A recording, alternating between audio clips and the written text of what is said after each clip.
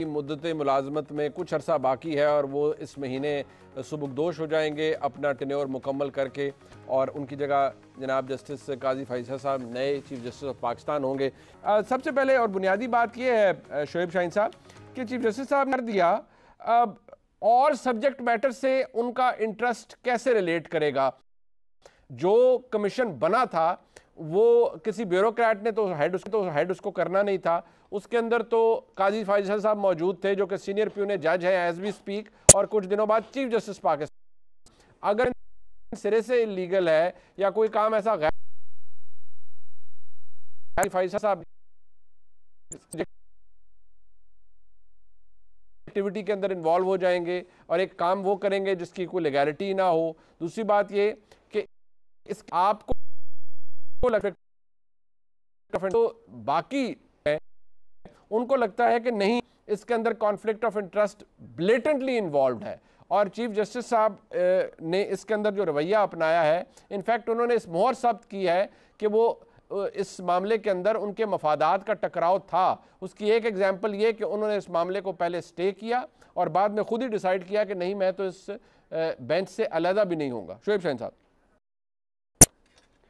देखिए, मेरा ख्याल है कि बड़ा वेल रीजनड ऑर्डर है I think supreme court of Pakistan का, और इसमें सुप्रीम कोर्ट की पुरानी सारी जजमेंट जो बायस से रिलेटेड हैं जी, कन्फ्लिक्ट ऑफ इंटरेस्ट से रिलेटेड हैं जी, पेक्यूनरी इंटरेस्ट से रिलेटेड हैं, वो सारी जजमेंट फॉर एंड अगेंस्ट जो भी मौजूद थी वो मैंने पेश की थी और अटॉर्नी जनरल साहब ने भी पेश की थी। ठीक है। और इसके अंदर actually question of constitutional interpretation involve है जी। क्या कोई भी कमीशन, जो मेन इंपॉर्टेंट है जी, क्या कोई भी कमीशन ऐसा कॉन्स्टिट्यूट हो सकता है without consultation of chief justice of Pakistan? ये सबसे इंपॉर्टेंट क्वेश्चन है। बिल्कुल। क्योंकि फर्ज करें आज ये चीफ जस्टिस साहब रिटायर हो रहे हैं, कल दूसरे चीफ जस्टिस साहब आ रहे हैं जी। कोई भी जुडिशल कमीशन सर्विंग जजेस के ऊपर मुश्तमिल होगा, वो तो चीफ जस्टिस की कंसल्टेशन के बगैर आज तक हुआ भी नहीं है। ना ये प्रैक्टिस इस तरह की कोई रही है, ना ये आइन का तकाजा नहीं है कि आइन का तकाजा है कि कंसल्ट करेंगे, ताकि वो स्पेयर करेगा चीफ जस्टिस को। याद तो जस्टिस नासिर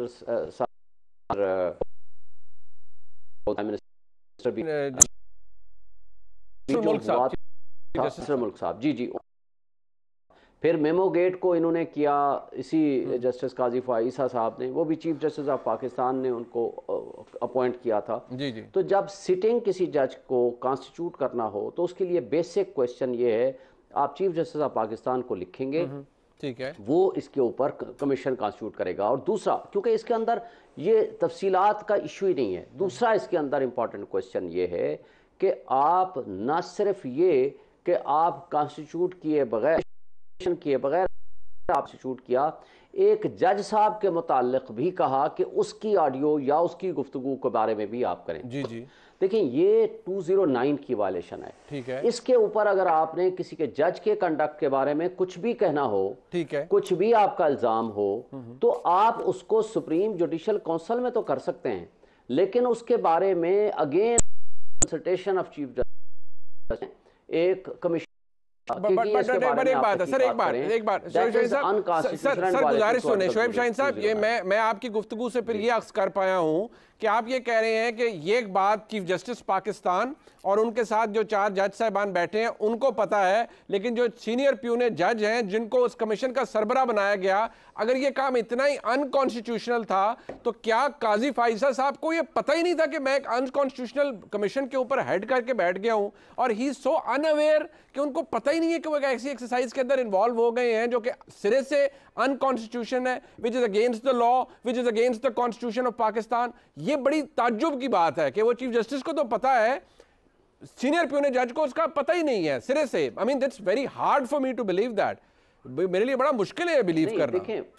देखें बात यह है कि वो इस क्वेश्चन को पाबंद हैं, जो उनके पास गया है उसको डिसाइड करें जी। वो कॉन्स्टिट्यूशनल क्वेश्चंस को डिसाइड नहीं कर सकते। देखिए, उनके पास 2 ऑप्शन थे, या तो वो रिफ्यूज कर देते, इट इज अनकॉन्स्टिट्यूशनल, मैं इसमें बैठता ही नहीं हूं, ठीक है, बस सिंपल एक लाइन के जरिए जी जी। दूसरा, इसके ऊपर जो उनको एक TOR दिया गया है जी जी, उसके मुताबिक वो प्रोसीड करते और डिसाइड करते। बिल्कुल। इसके अलावा तीसरा क्वेश्चन उनके पास नहीं है। बट सर प्रोसीड करने नहीं दिया गया कॉन्स्टिट्यूशन जो है। बट शोएब शाहीन साहब सर प्रोसीड तो करने नहीं दिया गया, बट अगर आप मुझे वक्त दें, मैं जरा कह रहा हूं ना। जी सर, मैं एक सेकंड जरा, अगर मुझे वक्त दें, मैं तारड़ साहब का पॉइंट ऑफ व्यू इसके अंदर लूं। तारड़ साहब, एक तो बात यह है, आप कह रहे हैं कि ये तो बात ही बड़ी एक गैर आईनी काम था, चीफ जस्टिस से बगैर पूछे हुकूमत ने बना दिया, या काजी फैसल साहब को उसका सरबराह मुकर्रर कर दिया, और इसके अंदर और तो सब्जेक्ट मैटर तो वो बात की बातें हैं, एक काम ही गैर आईनी था। किसी जज के खिलाफ अगर इंक्वायरी है और कॉन्डक्ट और मामलात की, वो 209 के तहत होनी है सुप्रीम जुडिशल काउंसिल में। आप लोगों ने कमीशन बना के बेसिकली जज साहब को हरास करने की कोशिश की है। मुनीर साहब, मैं अब क्या कह सकता हूँ, यादें माजी अजाब है यार, अब छीन ले मुझसे हाफसा मेरा। जब ऑडियो के ऊपर काजी फायदीसा साहब भी खड़े थे और इल्तिजाएं कर रहे थे और सदाएं दे रहे थे, तब बड़े तकब्बर से मदयाल साहब ने कहा था ये ऑडियोज आती जाती रहती हैं, छोड़े गाई साहब इसको, इसकी तरफ ना जाएं, छोड़े। वो तब उन्होंने उसकी ऑडियोज के सोर्स, ऑडियोज के आने के तरीके कार किया था, से बात की। दयाल साहब तब विलिंग नहीं थे इस बात पे। पहली बात तो ये है। दूसरा, weather the constitution of commission was legal और इलीगल, जब सब्जेक्ट मैटर आपकी सास का है और एक साथी जज का नाम लिया जा रहा है आपकी सास की तरफ से, तो फिर बेंच किसी और का बना देते। ये पुरानी जुडिशल रिवायत है कि जजेस की एक ब्लॉक लिस्ट होती है, यानी अगर आपकी मेरी मुनीब साहब दोस्ती हो जी और आप जज बन जाएं, तो आप पहली चीज ये कहेंगे कि जी अताउल्लाह तारड़ का नाम ब्लॉक लिस्ट में डालें, मेरा इससे एक जाती ताल्लुक है। एक जमाने में जजेस जब हल्फ लिया करते थे, ये मैं 70s की आपको बात बता रहा हूँ, तो वो चीफ जस्टिस के पास जाके कहा करते थे कि सर फलां का केस मेरे पास मत लगाइएगा। ठीक है। इधर जब सास का मैटर था, तो ये जेब देता है आपको कि आप अपनी ही सास का फैसला खुद करें, चाहे लीगल क्वेश्चन ये था कि कॉन्स्टिट्यूशन लीगल है या इलीगल, आपका और मुनीब साहब का बैठना बनता ही नहीं था। और उसके बाद आपने आज जो फैसला दिया है उस पे एक बहुत खूबसूरत चीज लिखी है, नॉट अप्रूव फॉर रिपोर्टिंग। उसको क्यों नहीं किया गया अप्रूव फॉर रिपोर्टिंग? क्योंकि एक फ्लॉड फैसला है, एक ब्लेटेंटली फ्लॉज से भरा हुआ फैसला है, जिसको रिपोर्ट करने के काबिल भी खुद नहीं समझा गया, क्योंकि अपनी ही सास को एनआरओ दिया गया है। यानी आपकी सास का एक ऑडियो आती है, आपको चाहिए था आप इंक्वायरी करवा लेते। आप कहते हैं कि हुकूमत ने गलत किया, मैं रजामंदी का इजहार करता हूँ, क्योंकि मैं नहीं चाहता कि मेरे कोई करियर पे दाग हो या मेरी फैमिली पे कोई दाग हो। मैं रजा कराना तौर पे इसको अप्रूव करता हूँ और ये कर ले इंक्वायरी। क्योंकि दाल में कुछ काला था, सास जलसों में जाती थी, सास अपने दामाद को इन्फ्लुएंस करती थी, साथी जजेस मुनीब साहब को फोन करती थी, तरीके इंसाफ के हक में फैसले करने की तलकीन करती थी। इसलिए उनको पता था कि ऑडियो तो असली निकलेगी। जब वॉइस टेस्ट होगा एफआईए के अंदर या किसी फोरेंसिक लैब के अंदर, तो पता तो लग जाएगा कि ऑडियो उनकी है। मैं किस चीज के पीछे छुपूंगा?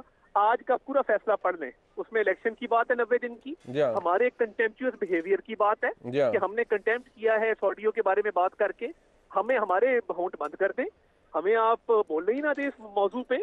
आपने पूरी अपनी इन्फ्लुएंस इस्तेमाल किया, आपकी सास ने आपको इन्फ्लुएंस किया और आप उसकी तहकीकात के लिए तैयार नहीं है और टेक्निकलिटीज चाहते हैं कि वो आड़े आ जाएं, तो ठीक है, ये रिव्यू में भी कल को बात जा सकती है। मगर क्या ही अच्छा होता कि इसकी इंक्वायरी करवा लेते और रिटायरमेंट से पहले, 16 दिसंबर से पहले बेदाग होके जाते कि जी मैं क्लियर हो गया।